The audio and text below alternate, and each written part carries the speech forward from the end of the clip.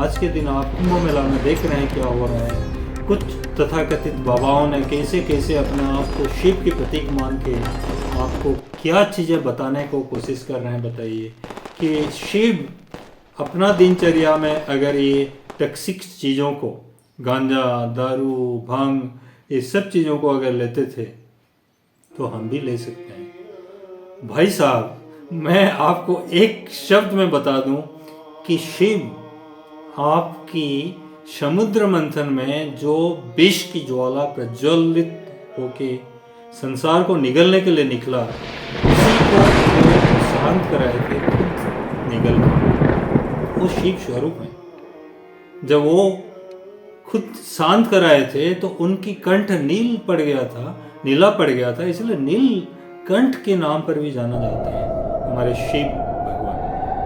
और आपने एक थर्ड क्लास फालतू की डिबेटिंग वे में आपने बोलते हो कि मैं शिव भक्त हूँ, तो गांजा पीना, चरस पीना, सिगरेट पीना, दारू पीना मेरे कर्तव्य। क्या सोच है आपकी? क्या समझे हो आप शिव के बारे में? कितना समझे हो आप शिव को? शिव के बिना आप शव हो, आप समझे नहीं। आपने बोल रहे हो कि मैं आयाम को इधर उधर कर सकता हूँ, मैं टाइम डायमेंशन को इधर उधर कर सकता हूँ, मैं समय को बिगाड़ सकता हूँ।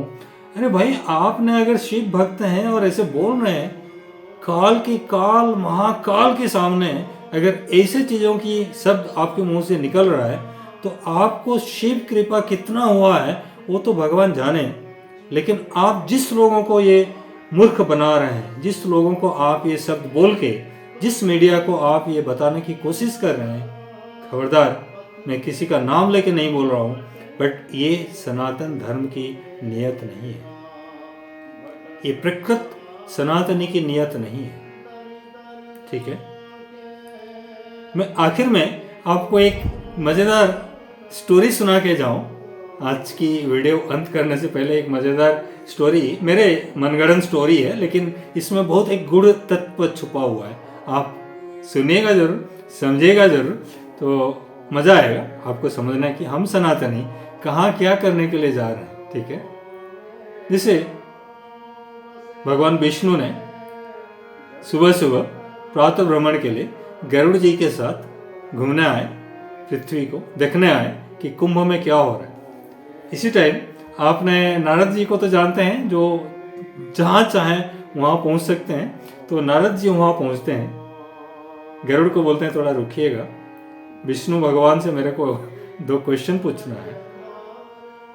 नारद जी आए तो देवर्षि हैं, तो भगवान भी तो देवर्षि के सामने झुकेंगे। तो बोले, नारद क्या है बताइए। नारद बोले, भगवान मैं बहुत कंफ्यूज्ड हूँ, बहुत कंफ्यूज्ड हूँ। बोले, क्या शंका है आपकी, बताइए।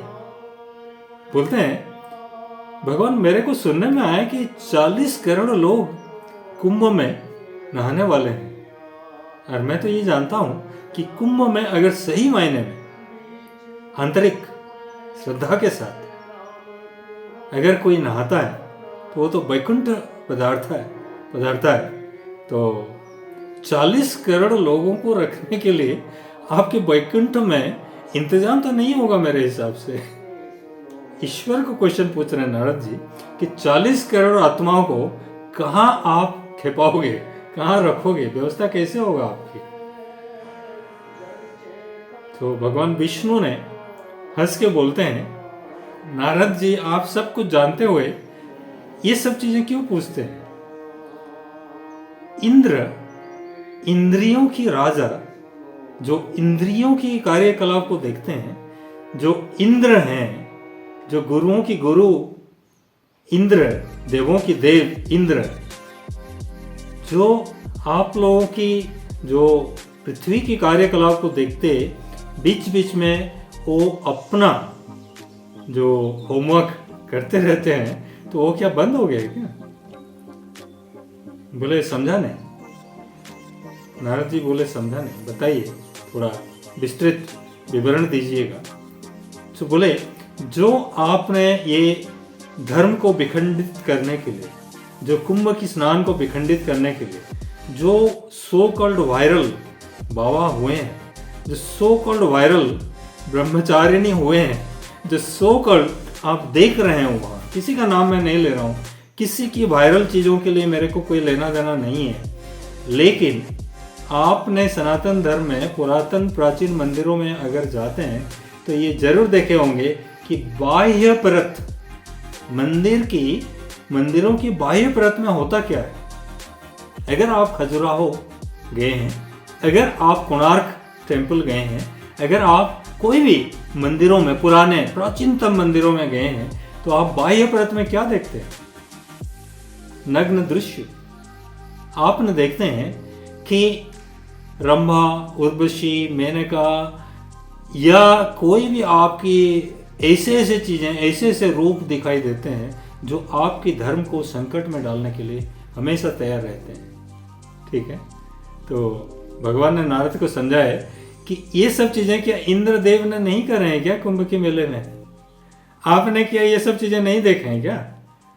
आपकी जो चक्षुरेंद्रिय है, चक्षु जो मैं दे रखा हूँ एक माइक्रो चीज़ देखने के लिए, यूनिवर्स तो ऐसे 0 to infinity है, बट माइक्रो चीज़ देखने के लिए जो एक बेसिक पर्टिकुलर फिक्स्ड वेवलेंथ को देखने के लिए तो उतना ही तो देख पा रहे हैं वो लोग, और उसी देख में जो सीख रहे हैं उसी से तो वो मेरे को ढूंढ रहे हैं। तो कहाँ से वो मिलेंगे? कहाँ से वैकुंठ प्राप्ति होगा?